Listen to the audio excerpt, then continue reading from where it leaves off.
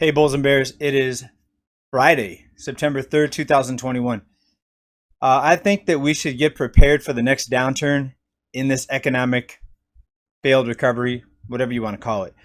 We're looking at a massive number of people that are about ready to lose their unemployment benefits. We're going to look at some more in depth numbers on that and how this may impact the overall economy and how it may affect you, even though you may not be you may not be in the group of people losing your benefits. Maybe you are, maybe you aren't.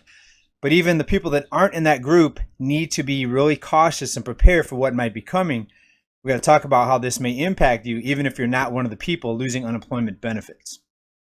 Right now, we know that right around Labor Day, the extended federal unemployment benefits, or the enhanced benefits, as some would call them, are going to be ending for millions of people. But we also have more people to add into the group that are going to be losing some benefits here.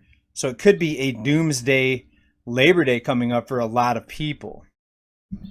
Two programs, one that provides jobless aid, self-employed and gig workers, the other to people who have been unemployed for more than 6 months, will expire on Monday. As a result, nearly 9 million people will lose those weekly benefit payments. Now, get ready for what happens next. You're going to see a big drop off in consumer spending. Anytime you see this massive number of people losing their benefits all at the same time, or the extra benefits in some cases, some people will still get basic unemployment, but anytime you see this number of people losing this amount of benefits, expect a big drop off in spending. And what happens when people are spending less money, when people have less money to go out and spend? Well, that creates jobs. Spending creates jobs. So the opposite is going to make more job losses occur. So expect more job losses going forward. When people spend less money, that's going to be less jobs. Right? So look at it from both ways. When checks are sent out, people go out and spend money. That helps create jobs. It creates demand. When the opposite happens with jobs. More jobs are going to be lost now. So I fully expect an acceleration in job losses. So how this could affect you is, one, you may see an impact in your job. You may have less business, less customers, less people, less money to spend as less customers. So maybe some people will see their hours cut because few people will be coming to spend money at their business. Maybe people will lose their jobs altogether with less money out there being spent in the economy. Right? So maybe it's you, maybe it's not you, maybe it'll be your neighbor, your cousin, relative, or friend. But this will have an impact on jobs, and we're going to keep an eye on it here going forward. But what do you think about this? Almost 9 million people losing either their benefits entirely or just losing the supplemental benefits coming up here right around Labor Day is going to be the cutoff. Is this going to be the next downturn in the economy? And of course, the powers that be, they'll probably find something else to blame. They'll say it's all because of the illness. That way people don't cry and blame the money printers and the ones responsible for sending out these extra benefits. And combine that with, in some areas, the end of the eviction moratorium. This could be a double whammy for some people. If you're someone that's losing these benefits, and if you're also someone that's not protected under some sort of state or local moratorium, eviction prevention, then you could be in this list of people that's going to get really hurt, and you could see a lot of pain coming up here in the next few months. I hope it's no one listening here on this channel.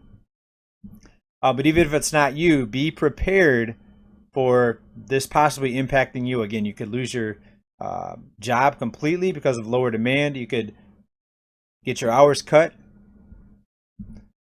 Who knows, but things are not looking so good with this number of people rolling off these benefits. And are things getting cheaper? No, things are getting more expensive. There's already articles out there. This is WCPO.com. Get ready for toy price hikes and shortages. So if you're someone that buys a lot of toys for your family as gifts, get ready for an expensive holiday. Toy makers struggle to ship holiday toys in from Asia. Again, most of what you find here, most of what people purchase for consumer goods, toys, and items is not made in the United States. And this article also outlines something that kind of shocked me there. Shipping containers that used to cost $5,000 to come over from Asia are now costing as much as $20,000. I mean, everywhere you look, it's rising prices. There's a few areas where prices are correcting that we're in massive bubbles, like the cost of lumber, but it's not translating into lower home rebuilding costs. Or if it is translating, you're not going to see that for a very long time. And just like we talked about in a previous report, homes are being destroyed in some areas faster than homes are being built. And we've got tens of thousands of people now, new homeless people that lost their homes due to catastrophes, wildfires, floods, etc. They're going to be looking for new places to move to. So expect to see more rising prices on the homes, on the rents. The cost of goods are going to continue to rise. We see the shipping costs are rising with these containers.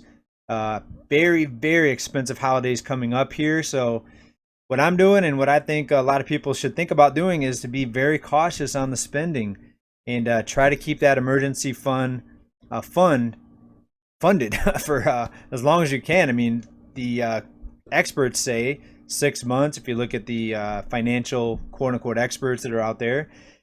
And I think it should be more, because what if you lose your job? Is 6 months going to be enough time to get back on your feet, find a job, and get things rearranged?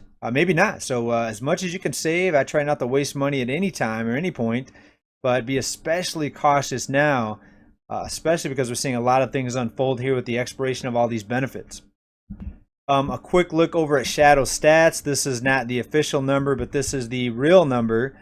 When you just look at the raw number of people that are not working, and we know that the U3 number, the official number, is still just above 5%, but the real number, when you look at the raw data, is still over 25%, right? So not much of a recovery, still way above where we were prior to the big pandemic shutdowns.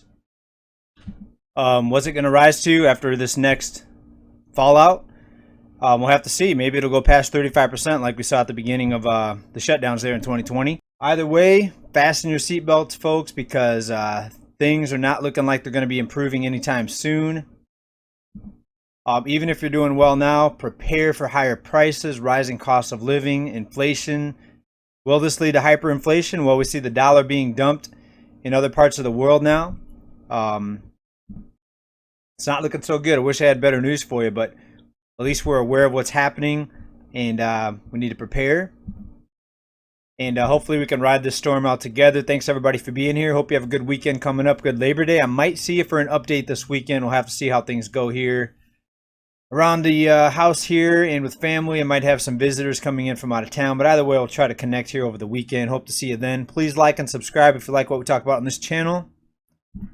The new outro song is available. Link down below. It's called Stuck in Space. It's the first song I put guitar to, so I hope you guys like it. That'll be the outro that you're about ready to hear in 3, 2, 1.